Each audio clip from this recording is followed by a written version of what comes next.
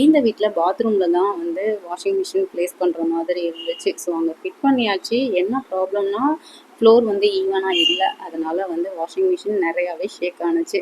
So இதுக்கு ஆன்லைனில் மீஷோவில் இருந்து தான் வந்து இந்த ப்ராடக்ட் வாங்கியிருந்தேன். இதோட ரேட்டிங் ரிவ்யூஸ் நல்லாவே இருந்துச்சு. பட் எனக்கு வந்து ஒரு சாட்டிஸ்ஃபைடாக இல்லை ஆர்டர் போட்டு ரிசீவ் ஆகுற வரைக்கும். இது எப்படி வந்து ஸோ ஒர்க் ஆகும், வாஷிங் மிஷின் ஷேக்கிங் ஷிவரிங் இன்னும் இருக்குமா அதிகமாகுமான்னு. பட் இது வந்து குவாலிட்டியை பொறுத்த வரைக்கும் சீரியஸ்லி சூப்பராக இருக்குது. ஸோ ஹைட் அட்ஜஸ்ட் பண்ணா கூட அட்ஜஸ்ட் பண்ணிக்கலாம்.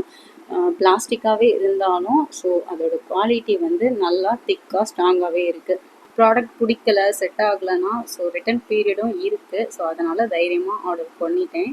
ஸோ ப்ராடக்ட்டை வந்து வாஷிங் மிஷினில் செட் பண்ணதுக்கப்புறமா ஸோ இப்படி தான் வந்து லுக் இருக்குது. இந்த ப்ராடக்ட்டை வாங்கலாமா வேண்டாமா, எந்த அளவு ஒர்த்துன்னு தெரிஞ்சுக்கணுன்னா கீழே இருக்க லாங் வீடியோவை பார்த்து தெரிஞ்சுக்கோங்க. பாய்.